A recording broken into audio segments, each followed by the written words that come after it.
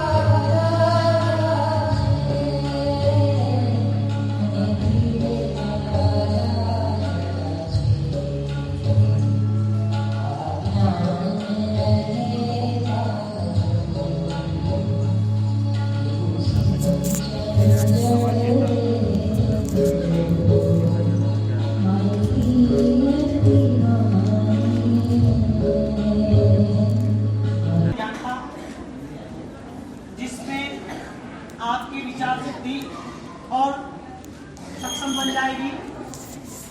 अब आपको जो भी गलतियां हुई है, हमने प्लस माइनस दोनों जगह पे देखे, जो भी गलतियां हमसे हुई है हम परमात्मा को सामने रख के उनकी क्षमापना करते हैं और भी शुद्धि के लिए हम तैयारी करते हैं। तो आपके मन में अब भाव होना चाहिए मिच्छामि दुक्कडम का समाभाव का। दूर के लोगों को आप दे नहीं सकते। अभी आपके पास ऐसी अनुकूलता शायद नहीं है, शायद किसी के प्रति आपकी घृणा या गलतियां थी, लेकिन वो इस पृथ्वी पर नहीं है। लेकिन ऐसे बहुत सारे जीव है जिसको हम मिच्छामि दुक्कडम वर्तमान में दें, भूतकाल के हमारे आत्मा ने दूसरे जन्मों में क्या पाप किया है पता नहीं है, लेकिन उसके भी हम समाज के भागीदारी बन जाए तो हमारी ये मंगल यात्रा आज जो अंतिम चरण पर है, इन अंतिम चरण की यात्रा में आपको घर जाके ये रेगुलर करना है। यदि आपको यहाँ पर मन से यदि कोई मानसिक स्थिति का निर्माण हो रहा है, एक वैचारिक स्रोत आपकी घटनाओं में कोई ना कोई चहल पहल ला रहा है, आपको यदि कोई आनंद की अनुभूति हो रही है, तो इसे आप स्वीकारें और आगे बढ़े। हम यहाँ पर अभी मिच्छामि दुक्कडम का भाव लेंगे। प्रभु माफ करो, प्रभु माफ करो, मेरी ये गलतियां हो गई है, प्रभु ये गलतियां मेरी नहीं होनी चाहिए। इस बातों को लेके आप मन तैयार करो, गलतियां हो गई इसकी माफी, नई न गलती करना उसकी तैयारी। हमारे पास आदतें बहुत सारी है, क्योंकि हम जब भी आंखों में आंसू बहाते हैं तो कई बार पॉजिटिव आंसू बह जाते हैं, लेकिन जो आंसू हम बहाते हैं उसमें 1% पॉजिटिव है, 99% नेगेटिव, यानी संसार के लिए।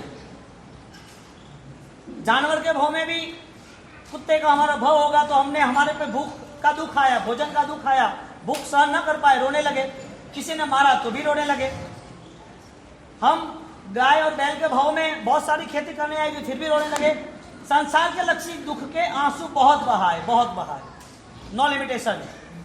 समुद्र का समुद्र उमड़ पड़ा, फिर भी इस आंखों में से आंसू बंद नहीं हो रहे। जो आंसू थे वो जीवन को परिवर्तन लाने के लिए सक्षम न बने, क्योंकि उस आंसू में विचार की कोई भी अखंड धारा नहीं शुरू हुई नहीं थी। वो विचारों की अखंड धारा जो शुरू होती है और वही आंसू आपके जीवन को परिवर्तन करता है। वो विचारों के आंसू जो चंदनबाला के आए, विचारों के आंसू चंडकोशिक यानी कि सर्प को आए, विचारों के आंसू कुमारपाल महाराजा के आए, जो अंतिम चरण पर वो रो रहे थे अपने गुरु की चिता पर, और वो आंसू बहते गए और सोचने लगे मेरे गुरु का एक भी सौभाग्य अन्न का मुझे नहीं मिला कि उनके पात्रों में मैंने दिया। चंदनमाला के आंसू जो आ गए, मृगावती के जो आंसू आए, चंडकोशिक को जो आए, अरे गुरु गौतम को जो आए, आंसू का पूरा इतिहास बन गया, लेकिन उस आंसू में एक मोक्ष का निर्माण भी बन गया। वो आंसू हमने कभी नहीं लाए। आज हमें वो तैयारी करनी है, और वो तैयारी मूलभूत बनेगी, और वो भी अपनी पूरी सेंस को, पूरे विचार को इतनी गहराई तक ले जाना है जिसकी वजह से हम एक नया जीवन को उठा सके, जीवन में एक नई सुगंध और पल्लवित हो जाए। और वो नई सुगंध का नाम है नम्रता, क्योंकि अभिमान व्यक्ति को गिरा देता है, और अभिमानी व्यक्ति के लिए हमने कई बातें देखी है। वो कोई बातों के लिए पीछे हम शुरुआत करते हैं कि अभिमान की बातें में आदमी हर वक्त अपनी गिनती का हिस्सा पहला गिन लेता है। स्वार्थी व्यक्ति, मेरा क्या। बिजनेस में इन लोगों को सिखाया जाता है, तुमको BA business of administration, business में सिखाया जाता है कभी कोई बिजनेस करना हो तो पहले बोल देना हमारा परसेंटेज कितना, यानी कि मेरा क्या। ये बिजनेस का स्टेज है, लेकिन हर वक्त यदि ऐसा ही माइंड रहा तो वो घर में भी ऐसा ही करेगा। मैंने किया उसका क्या, मैंने इतना योगदान किया, इतना क्या, मैंने इतने बच्चों की परवरिश की, दुकानें संभाल की, समाज के लिए मैंने किया, तुम सबके लिए मैंने सब कुछ किया, इसका क्या। चाहे जेंट्स चाहे लेडीज, कोई भी बोल सकता है। यानी अहंकारी आदमी का यही वजूद होता है कि आपके लिए मैंने इतना समय दिया, आपने क्या किया मेरे लिए।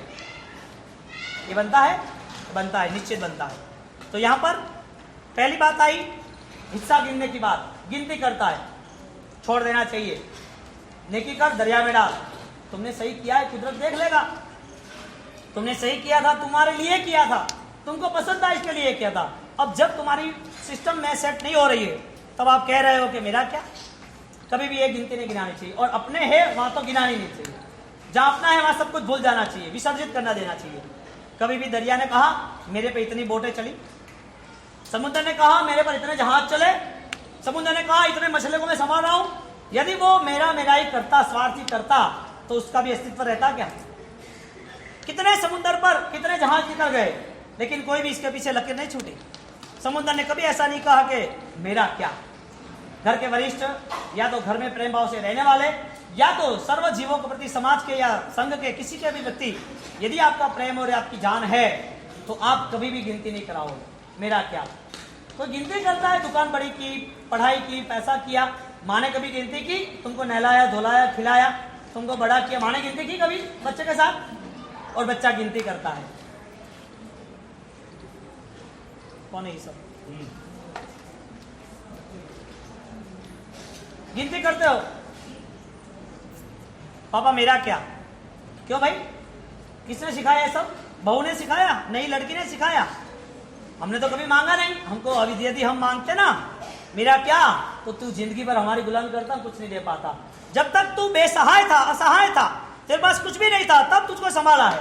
रात भर तुझे बुखार में तेरे सिर पर पोते रखे, तेरा एक्सीडेंट हो गया, तुझे संभालना था हाथ, तो वो हाथ में तू यहाँ सोते वक्त तेरा वापिस वो फ्रैक्चर वाला हाथ परेशान ना हो। रात भर तेरे पीछे हम बैठे, तुझे यहाँ ही सुलाया है, गोद में सुलाया है, तुझे भोजन जो पसंद था वो दे के देना है। आज तेरा इतना बढ़िया सा हमने यदि जतन किया है, उसकी यदि वैल्यू गिनने जाए ना, तो दुनिया में कोई भी बैंक वो अकाउंट क्लियर नहीं कर सकती।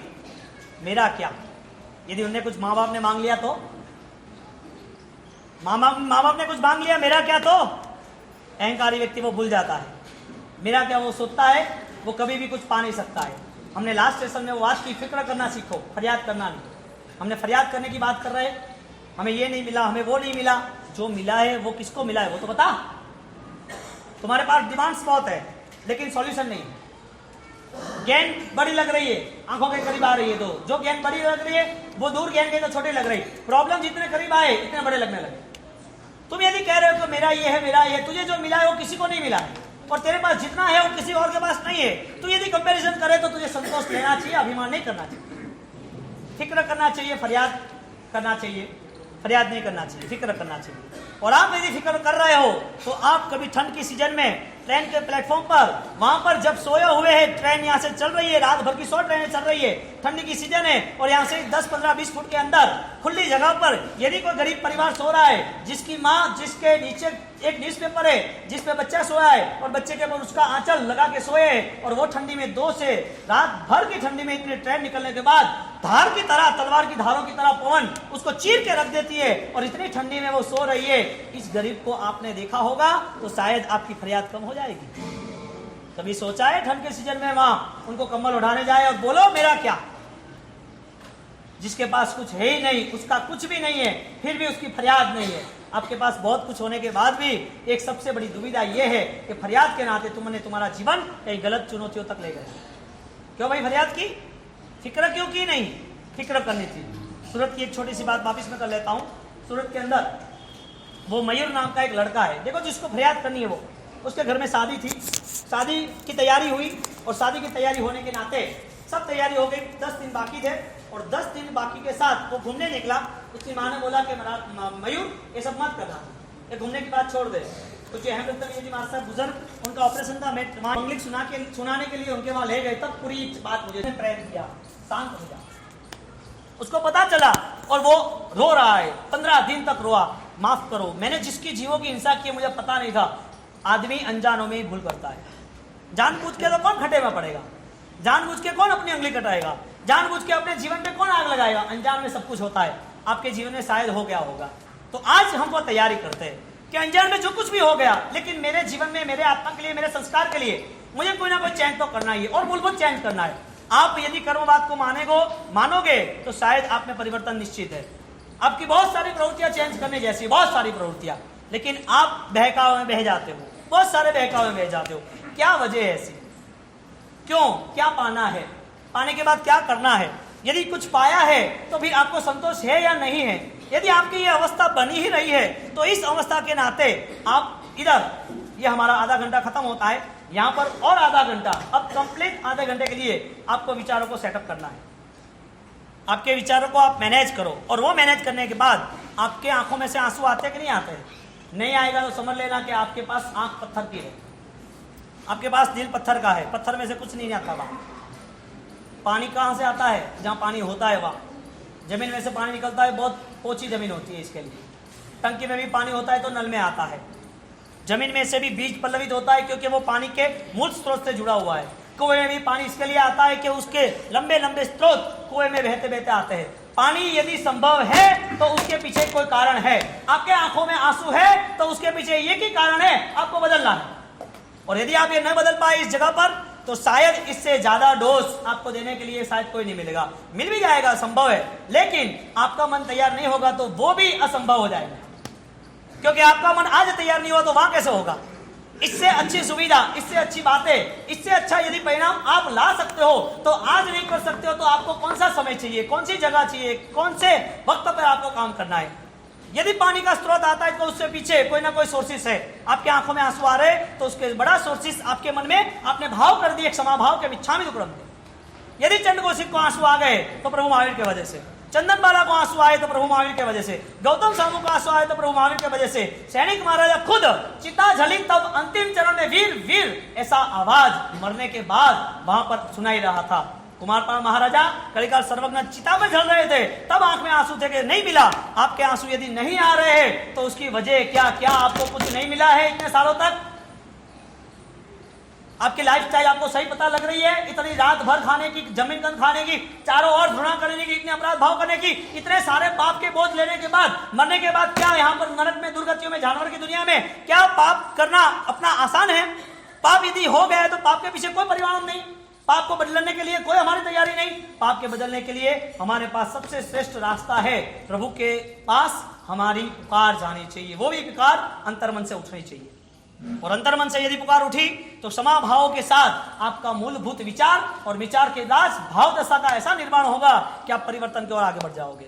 आपको परिवर्तन करना ना करना आप जानो, लेकिन ये निश्चित है कि बिना परिवर्तन के आपका जीवन, आपका घर, आप खुद कहीं पर भी सुकून से नहीं रह पाओगे बिना परिवर्तन किए। इतना क्वालिफाइड, इतना परफेक्ट अपना शासन है, और वो शासन इतना बढ़िया सा जिसका प्रेजेंटेशन कंप्लीटली हर किसी के मन को परिवर्तन करता है। पत्थर पे यदि कोई शिल्प करता है ना तो भी परिवर्तन, कोई नया रूप बाहर आ जाता है। बीज को भी यदि कोई जतन करता है ना तो फूल का एक पूरा प्रकटीकरण होता है। एक आत्मा का आप जतन करोगे ना तो आपके विचार से परम पद की अनुभूति यानी कि मोक्ष के लिए आपकी तैयारी शुरू हो जाएगी। आपके पास क्या अभिगम है? आप कर्मों के सामने कौन सा आंदोलन छेड़ सकते हो? आपके पास ऐसी कोई स्वतंत्रता है आपकी आत्मा की जो कर्मों से मुक्त होने की आपकी तैयारी हो?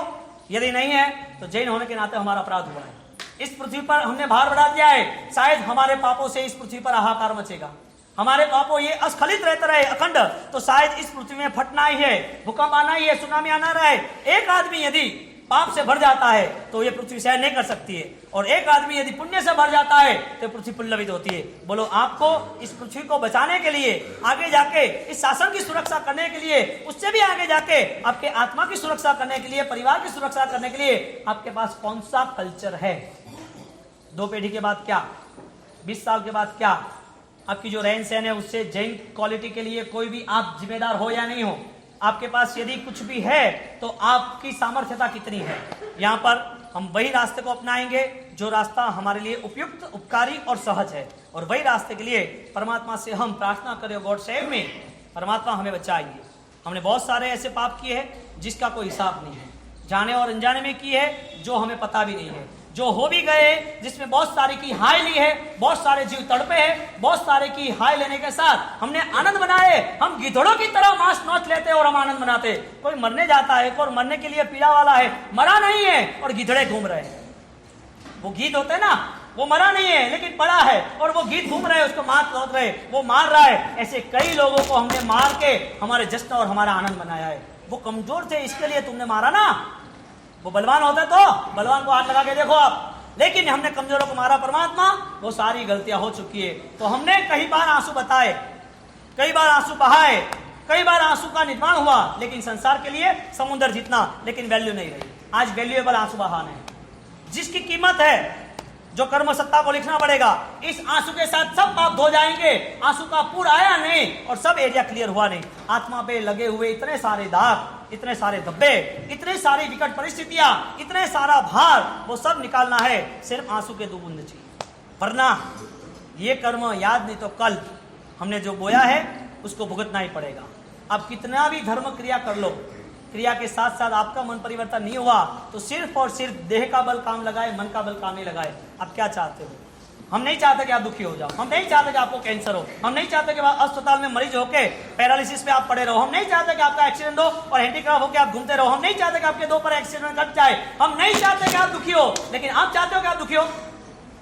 हम नहीं चाहते। आप चाहते हो दुखी होना है या नहीं होना है? तो माफी मांग लो, एक्सेप्ट, स्वीकार लो, भगवान हमें माफ कर लो। और वो माफी इतनी जबरदस्त होनी चाहिए जहां आपके मन में उठे हुए विचार कहीं पर भी किसी भी जीवों के प्रति कहीं पर भी गलत किया है वो सबको हम इच्छामि उपरम प्रेम से हमें माफ कर दो, हमें माफ कर दो। आंखें बंद कर दो, बैठ जाओ सही ढंग से। कोई भी एक ले, फास्ट ले जाओ। आंखें बंद कर दो सब। 15 मिनट फिक्स आंखें बंद करनी है, 20 मिनट। मैं बोलूंगा बीच में कुछ भी।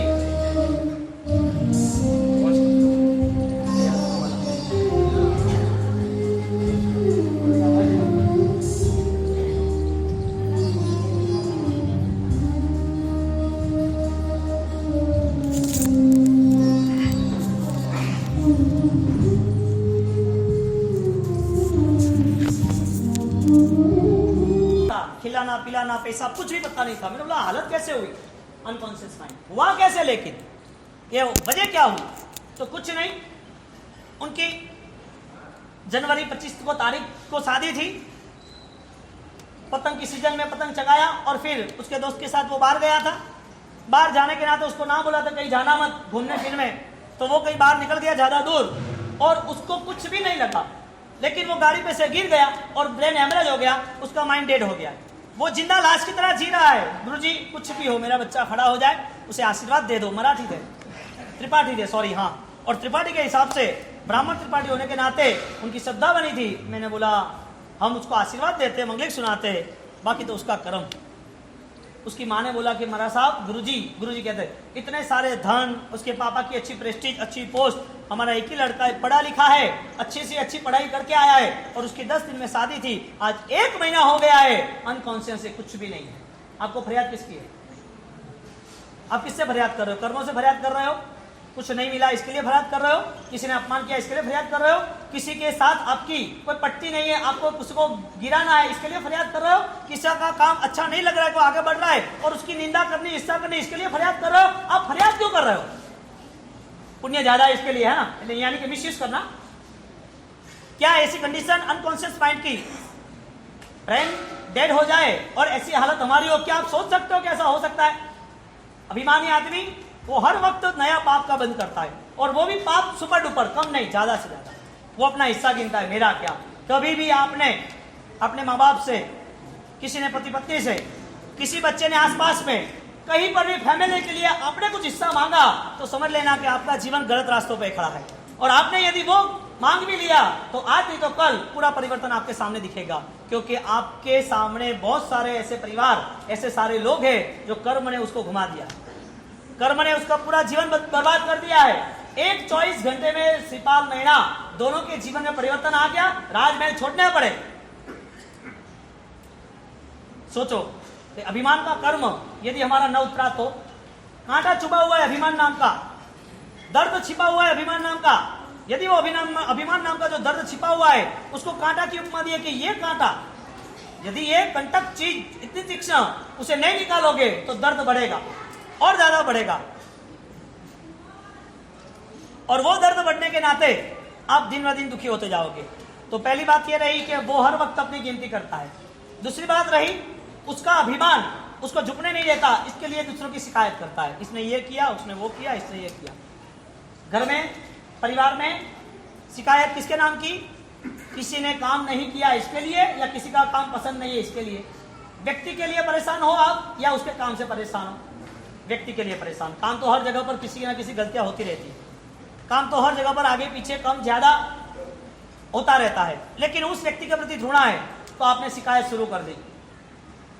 इसने ऐसा खाना बनाते हैं, इसको ऐसा घर मिला है, ये ऐसा कपड़े पहनते हैं, इसका बच्चा स्कूल में जाता है, मेरे बच्चे के लिए ऐसा क्यों, मेरे परिवार में ऐसा क्यों, मेरे लिए ऐसा क्यों। तो हर वक्त अपने सिर पे ले लेता है। वो लेता है, शिकायत के नाम पर माफी मांगता है कि मेरे साथ ऐसा क्यों करते हो। वो अंदर का छिपा हुआ अहंकार है। क्यों बचाव पक्ष खड़ा किया उसने? शिकायत के नाम पर किसी की शिकायत करके क्या वो अपना बड़प्पन दिखाना चाहता है? तो अभिमानी व्यक्ति का दूसरा ये न्यूसेंस, दूसरा नेगेटिव पॉइंट्स, वो शिकायत करता है। तीसरी बात, कंपटीशन, स्पर्धा करता है। मैं उससे आगे निकल जाऊंगा, मैं उसको छोड़ूंगा नहीं। उसे पसंद नहीं आ रहा, उसे पसंद ही नहीं आ रहा है कि ये क्यों आगे निकल गया, उसका लड़का क्यों आगे निकल गया। एक छोटी सी बात, छोटी सी, सिर्फ कुणाल अशोक सम्राट का पुत्र, और अशोक सम्राट का पुत्र वो आगे न बढ़ जाए, इसके लिए उसने स्पर्धा की उसकी माता ने। और राजा ने ऐसा संदेश दे दिया समेट के, कुणाल अधीयता, कुणाल को पढ़ाना, कौशल्यवान बनाना, आगे ले जाना। अब कुणाल को पढ़ाने के लिए, आगे ले जाने के लिए पता चला, वो पत्र के अंदर पढ़ा दूसरी सौतन रानी ने, उसको पता चला कि मेरा बेटा आगे नहीं बढ़ पाएगा, ये कुणाल वो आगे बढ़ जाएगा। उसने अपने काजल की बिंदी अ के ऊपर लगा दी, अंधीयताम। कुणाल बिंदी लगा दी, अंधीयताम, अधीयताम नहीं, कुणाल को अंधा कर दो बस। स्पर्धा आदमी को मौत तक ले जाती है, टूट के भी करता है, मर के भी करता है। इतनी सारी ओलंपिक्स चलती है, कैसे कैसे लोग करते हैं, स्विमिंग में, स्केटिंग में, जूडो में, बास्केटबॉल में, क्रिकेट में, वो लोग ड्रग लेते हैं, जान दे देने के लिए तैयार हो जाते हैं, लेकिन अवार्ड तो चाहिए ही चाहिए। स्पर्धा उसे मारने के लिए भी तैयार कर देता है। स्पर्धा कभी नहीं करनी चाहिए। स्पर्धा किस हिसाब से उठी? अभिमान के हिसाब से। स्पर्धा किस हिसाब से चली? किसी को गिराने के हिसाब से। स्पर्धा किस हिसाब से उठी? उसके अवार्ड के लिए, उसकी डिग्री के लिए। अब जहां जहां भी स्पर्धा है वहां पर वो अपना जीवन अशांत ही रखता है, क्योंकि जब भी हारेगा तब भी ऐसा लगेगा कि उसने मुझे हराया, जब भी जीतना है तो ऐसा लगेगा कि सबको हरा के ही मुझको जीतना है। यानी कि उनके लिए मानसिक अशांति ही बनी हुई है। स्पर्धा कभी नहीं करना। स्पर्धा बहुत सारी होती है, बहुत सारी होती है। छोटी सी स्पर्धा भी, आपने कोई चीज घर में लाई, गाड़ी लाई या फिर गहना लाया, और 1 महीने के बाद शायद किसी ने उससे अच्छी बता दी, तो आपका मन टूट गया, यार मेरी सही नहीं है क्या, मेरा गहना सही नहीं है क्या, मैंने 2 लाख रुपए खर्च किए फिर भी अच्छा नहीं आया, इसका तो 1.5 लाख में अच्छा आ गया। चीजों से आपकी स्पर्धा रही या मन से आपकी स्पर्धा रही? चीजों से रही, मन से तो करना ही नहीं था। वो चीज देखा ने आप परेशान हो गए। पीछे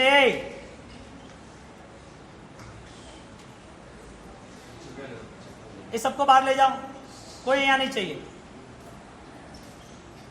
उसके बाद स्पर्धा करने के नाते आपने लाई 50 लाख की गाड़ी, किसी ने लाई 50 लाख की गाड़ी, सेम गाड़ी लाई, लेकिन उसमें 2 सिस्टम ज्यादा थी। आपकी 50 लाख की गाड़ी का नशा उतर गया। क्यों भाई?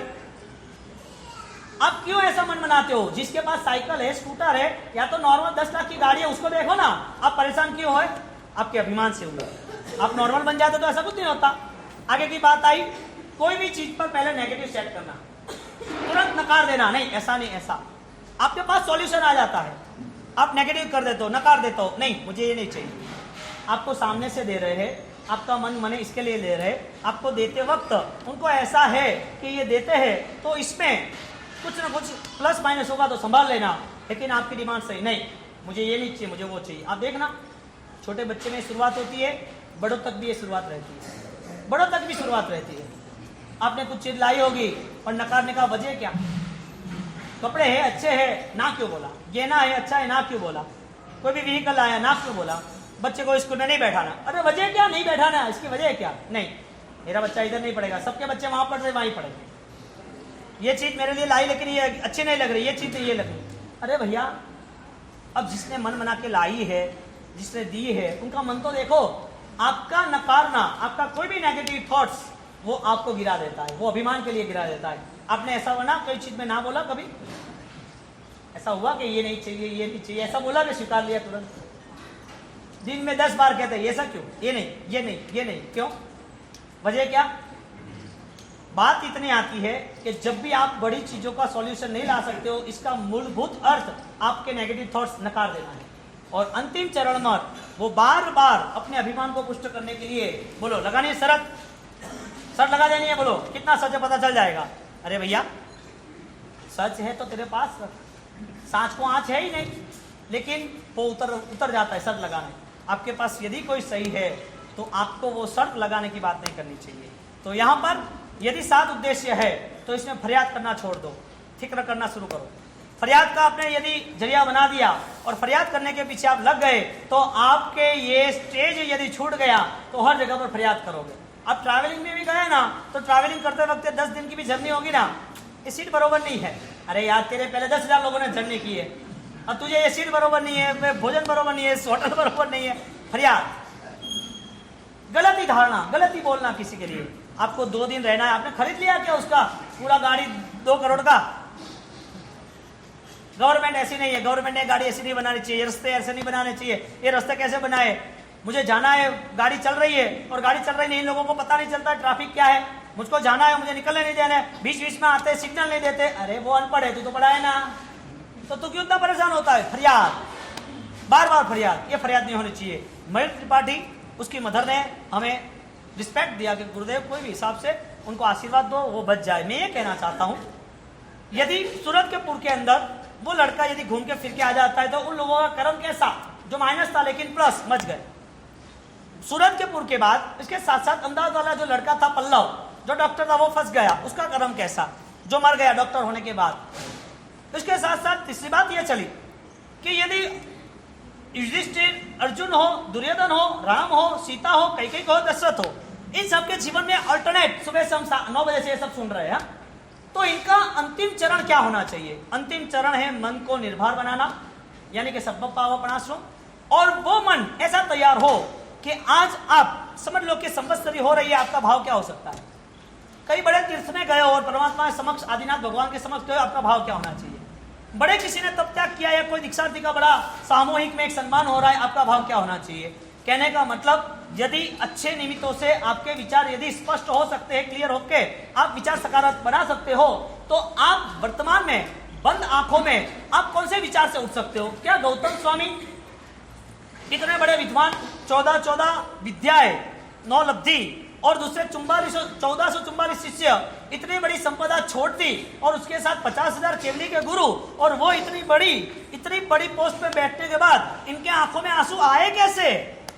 अभिमान नहीं था। अभिमान होता तो आंसू आने की वजह बालक बन गए। हाँ, मिटे सो मिलना हो, खुद ने सब विसर्जित कर दिया, छोड़ दिया सब कुछ। गौतम स्वामी जो प्रभु महावीर के अनुयायी, चंदन माला जो प्रभु महावीर के अनुयायी, मृगावती साध्वी जो महावीर के अनुयायी, कुमारपाल महाराजा जिनका नाम प्रभु महावीर के मुख पर गुरु गौतम ने पूछा तब आ गया था सैनिक के समय पर। ये बात जब भी चली इतनी सारी, कुमारपाल महाराजा की, सैनिक महाराजा की, तो ये सब परंपरा जो चली उसमें इन लोगों ने पाया क्या? चंदन बाला वो एक राजकुमारी थी, वो चौराहे पे बिकने चली, चौराहे पर बेच दी, ले ली, सेठ घर पे लेके आए, फिर भी उसको दुख दिया गया। वो भी ऐसा दुख दिया गया जो कोई राजकुमारी को नहीं मिलता। फिर भी उन्हें दुख नहीं लगा, उनको ऐसा लगा मेरे ऐसे भारी कर्म जो प्रभु मेरा अन्न ग्रहण नहीं करते हैं। तो चंदन माला के जीवन में यह व्यतीत हुआ, चंड कौशिक इतना शक्तिशाली, सबको खत्म कर दे, एक आग लगा दे, पूरा जगत साफ, ऐसा साफ विशिष्ट कक्षा का, जिसके मुंह में से आग निकल रही है और सबको जला के खाक कर रहा है, 10-10 किलोमीटर तक उसकी आग जा रही है। तीसरा स्टेप आता है अपमान नहीं आदर। अपमान नहीं, अपमान यानी किसी को गिराने की कोशिश। 50 लाख की गाड़ी कादव कीचड़ में पार्क कर सकते हो कि नहीं कर सकते हो? फिर से फरारी गाड़ी है, ऑडी गाड़ी है, हाँ कोई भी बड़ी गाड़ी है, उसको आप कादव कीचड़ में पार्क करोगे कि नहीं करोगे? अच्छा छोड़ो बात, 50 लाख की बात छोड़ो, 5 लाख की बात करते हैं। 5 लाख का कोई ऑर्नामेंट्स है, अच्छी सी चूड़िया है, तुम्हारी बात कर रहा हूँ, 5 लाख की डायमंड की अच्छी सी चूड़िया है, उसे आप कचरे के डब्बे के पास रखोगे कि नहीं रखोगे? वजह क्या? मूल्यवान है। यदि मूल्यवान गाड़ी या ऑर्नामेंट्स गहने यदि आप कादव कीचड़ में नहीं रख सकते, इतना मूल्यवान भाव इतने कचरे को लेकर कैसे चल सकता है? हाँ, इतना मूल्यवान भाव और ये सब कचरे दिमाग में लेकर घूमना, ये शरीर सही लग रहा है लेकिन मन कहाँ है? मन को कहाँ पार्क किया है? अपमान करना, किसी को गिराना सबसे गलत काम है, घृणा काम है। किसी को प्रेम दो, प्रेम नहीं दे सकते तो दूर जाओ, लेकिन किसी का अपमान नहीं करना। द्रौपदी ने अपमान किया, अंधे के लड़के अंधे ही होते हैं। क्या वजह आई, क्या रूप आया? महाभारत बन गया ना, अंधे के दिख रहे अंधे ही होते हैं। अरे भैया, तुम्हें जो बोलना था सही ढंग से बोलना था, अपमान क्यों किया? आप आदर दे सकते हो, किसी को भी आदर दे सकते हो, लेकिन आपकी जबान में क्या पता मीठा खाने के बाद भी कड़वा कैसे आ जाता है। मीठा पसंद है, मीठा खाने के बाद इतने कड़वी जबान क्यों है? कटु वचन से क्या मिलता है? कटु वचन से क्या मिलता है? और ज्यादातर सबसे बड़ी परेशानी कटु वचन में ही है। कटु वचन जिंदगी भर आप याद रखते हो। मुन्ने ऐसे ही बोला था, मैं उनके साथ नहीं बोलूंगा। 20-20 साल तक नहीं बोलते, 20-25 साल तक इन्हें ऐसा क्या बोला था, ऐसा क्यों हुआ था? क्यों भाई? आपका सामयिक हो गया, किसी के साथ वैर रख के आपका प्रतिलोम हो गया, पूजा पाठ हो गई, दान हो गया, कटु वचन वो नहीं होने चाहिए। द्रौपदी ने कटु वचन बोला, महाभारत का निर्माण हो गया। प्रेम से आदर से कहना चाहिए ना। आपकी कुर्सी पे आप बैठे हो और बोले, हे खड़ा हो जा, मेरी कुर्सी है, और आप बोले, महानुभाव आप यहाँ बैठ सकते हो। आपका कॉन्सेप्ट क्या था? आपको बैठना ही था ना, तो सिस्टम तो सेट करनी थी ना। लेकिन आपने क्या किया? आपका पावर दिखाया। आपका पावर दिखाने के नाते आपने चेंज ला दिया। पूरा चेंज नहीं लाना चाहिए, गलत रास्ते तो चुनना ही नहीं चाहिए। मुझे छोटी सी बात बताओ, आदर अपमान यानी चेंजेस। अपमान क्यों करते हो? आपका अभिमान है इसके लिए। मुझे ये बताओ कि परमात्मा, छोड़ो परमात्मा की बात, पैसा आपके पास लाख रुपया है और 10 लाख रुपया है और 1 करोड़ रुपया है, उसमें लाइफस्टाइल चेंज होती है कि नहीं होती? होती है ना?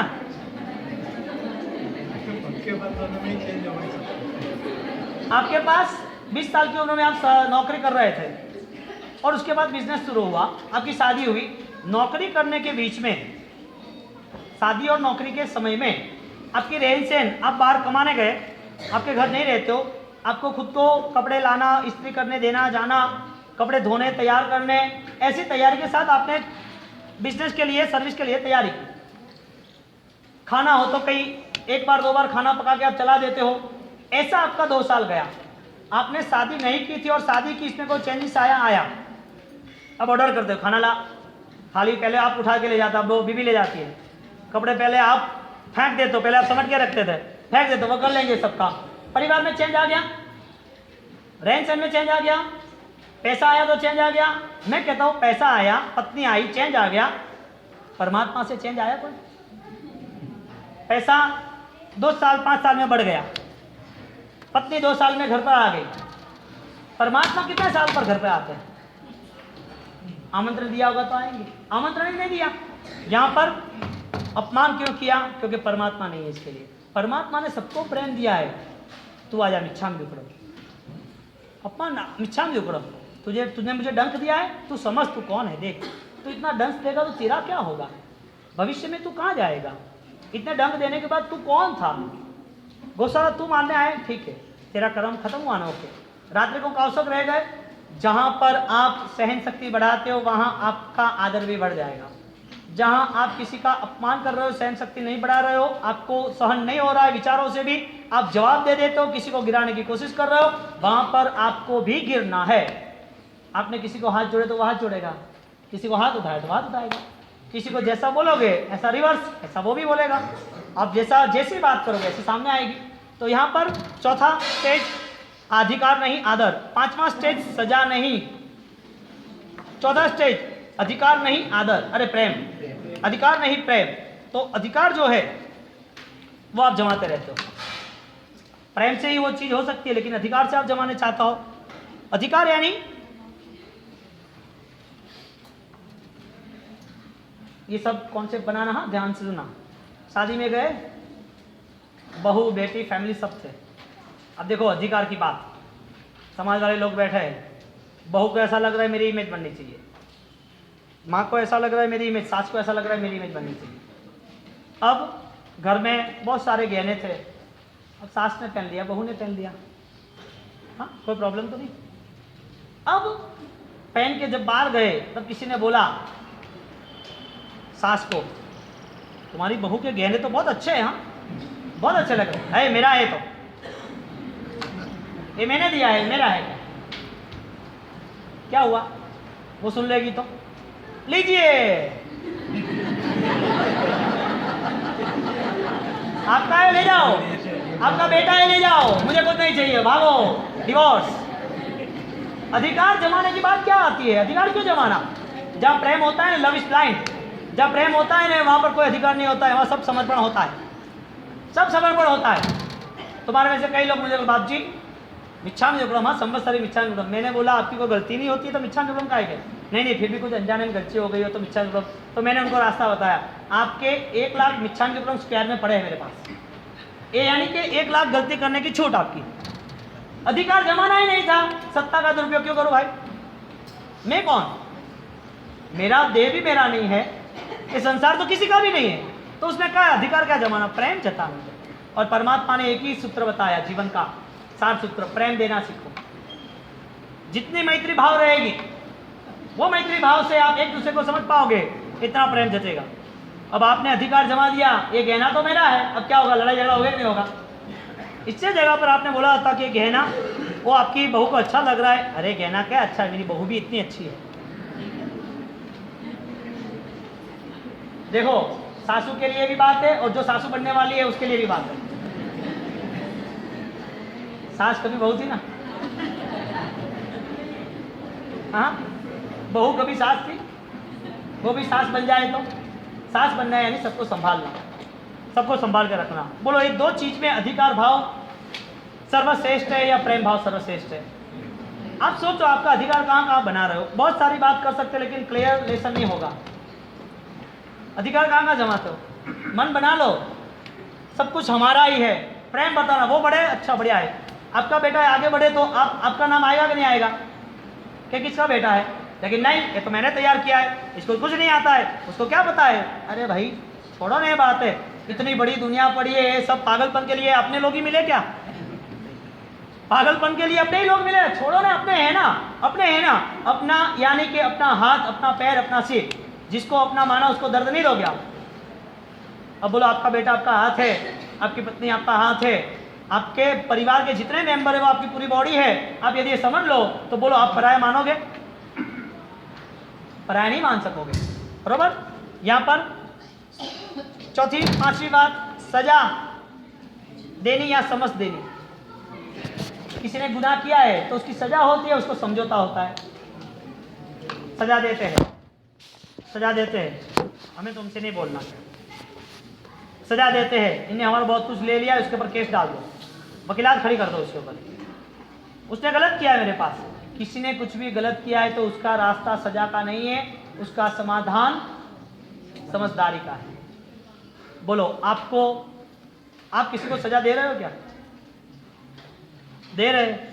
2, 3, 4 महीने तक पास में पति पत्नी, 2 भाई, माँ बाप, सास ससुर नहीं बोलते हैं, नहीं बोलते, घर पे नहीं जाते, कोई शादी ब्याह प्रसंग होते तो नहीं जाते। हमको नहीं जाना, क्यों जाए? क्यों भाई, क्या वजह है? क्या हुआ क्या वो तो बताओ। नहीं, वो हमको कहने नहीं आए, उसने हमारे पर 2 बार 5 साल 10 साल पहले ऐसा किया था, हमको जाने का क्या मतलब है? आप सजा दे रहे हो आपको, अपने आप को। पराया तो आपको बुलाने आने वाला भी नहीं है, पराये से क्या लेना देना था? जो है वो अपने से ही लेना देना है ना, हाँ। और अपने कोई पराया बना दिया तो पराया अपना कैसे बनेगा? अपने को पराया बनाया, पराया अपना बनेगा क्या? हाँ, सबसे पहले तैयारी क्या करनी? यहाँ से जाने के बाद आज ही रविवार को आपकी ही संपत्ति खत्म करना। हाँ, आप ऐसा मत समझना कि परिश्रम खत्म हो गए। पेरेंट्स से जाओ और समझदारी बैठो, क्या है बताओ, क्या हुआ? चर्चा तो करो, कितना लड़ना झगड़ना कुछ भी करो, खाने का छोड़ना मत, बात करने का छोड़ना मत। बात करना यानी कि समाधान का रास्ता है। जिसने बात करने का छोड़ दिया वो समाधान का रास्ता खत्म हुआ। आपकी पहली तैयारी क्या होता है? मुंह मोड़ने की, नहीं बात करो, छोड़ दो इसको। क्यों भाई, ऐसा होता है कि नहीं? ऐसा नहीं होता है। वो लड़का ना बोल रहा है, छोटा है ना इसके लिए। ऐसा नहीं होता है ना? नहीं होता होगा। होता है? नहीं होता है ना? दो सेशन में सब पता चल गया, अब सही बोलना पड़ेगा यहाँ पर। ऐसा हुआ है तो समाधान करना है। समाधान करने के लिए पहले कॉल कर दो, बुला दो उनको, आ जाओ और यहाँ पर ही कॉम्प्रोमाइज कर दो, छोड़ दो। कोई अपमान नहीं करना किसी का भी, कोई छोटा बड़ा अपमान क्या करे अपन तो। तुम तो ऐसा मन स्वभाव बनाओ, बोलो कहाँ झुकना है, किनके पैर पड़ना है, कितनी देर तक पड़ना है, मिच्छामि दुक्कडम। क्या वो सामने वाला क्या करेगा, तुमने उनकी हत्या कर दी, उसके सब शस्त्र गिरा दिए, वो मारने वाला था लेकिन मारने का भाव ही खत्म हो गया। अब झुक गए उसके पैर में, ये भाव लाना चाहिए कि मैं झुक जाऊंगा। उसको और भी ध्रुणा है, वो बोला तू तो नाटक कर रहा है ऐसा वैसा, अरे भाई मैं नाटक कर रहा हूँ, मुझे मार डाल, खत्म कर दे, 2 चाटे मार, क्या फर्क पड़ रहा है, तू बोल मैं सजा करने के लिए तैयार हूँ, ले तेरा धन पूरा तेरा खुद का ले जा उठा, मुझे कुछ नहीं चाहिए, प्यार चाहिए। क्या फर्क पड़ा, कोई फर्क पड़ रहा है क्या? लेकिन आपका मन इतना दुविधा से भरा हुआ है, आप एक कदम नहीं उठाते हो तो फिर भगवान भी आपके साथ कहाँ से चल पाएगा। बाहुबली को एक ही कदम पर केवल ज्ञान था, लेकिन वो भाइयों के मिलने के लिए तैयार नहीं था। मुझको वंदन करने पड़ेंगे, बस इतनी बात। समाधान के लिए तैयार हो जाना, अपमान किसी का भी किया हो आज, मिच्छामि दुक्कडम 1000 बार बता देना उनको, मिच्छामि दुक्कडम मिच्छामि दुक्कडम मिच्छामि दुक्कडम। कितने बार? 1008। क्यों? उनको मन पिघलाना पड़ेगा ना, हजारों दिन हो गए उसके बात नहीं किया, उनसे नहीं बोले, हजारों दिन चले गए, आपको ऐसा नहीं लग रहा है बार बार तो वो दिमाग में आते हैं, तो इससे अच्छा क्लियर कर दो ना, दिमाग में बार बार वो जगह करके बैठे, इससे अच्छा क्लियर कर दो, निर्भर स्थिति का निर्माण करो, मन को भार रहित कर दो। आगे की लास्ट, सजा नहीं समझदारी और फरियाद नहीं फिक्र करना। किसी की गलती हो गई और वो गलती को बढ़ा चढ़ा के किसी को और बताना, किसी को और बताना, उनकी गलती हुई उसके सुधार के लिए आप यदि कोई हिस्सा बन सकते हो तो आप उसे समझदारी यानी फिक्र करो उनकी, तो भाई ऐसा हुआ, इससे जगह ये हो तो अच्छा होता, आपने ये गलत किया है, आप ये 20 रुपये की ये जो चीट लाए हो ना, वो सिर्फ 15 रुपये की थी, अब आप फरियाद करोगे नहीं, ये तो जब भी हो तब भी ये पैसा का खर्च ही करता है, गलत ही रास्ता निकालता है, उसको तो कुछ नहीं आता है। आप बच्चों के लिए ऐसा करते हो, 2 बच्चे होते हैं घर में, ये बड़ा वाला अच्छा है, छोटा वाला सही नहीं है, ये बड़ा वाला तो बहुत अच्छा है, माँ जानबूझ के ही उनके विभाग कर देती है। अब छोटा मन है, बार बार उसके मन में पेंट होता है, इन्हें ऐसा बोला, इन्हें ऐसा बोला, इन्हें ऐसा बोला। अब छोटा मन है ना, समझदार होता तो समझदार था। अब आप क्या बोलते हो?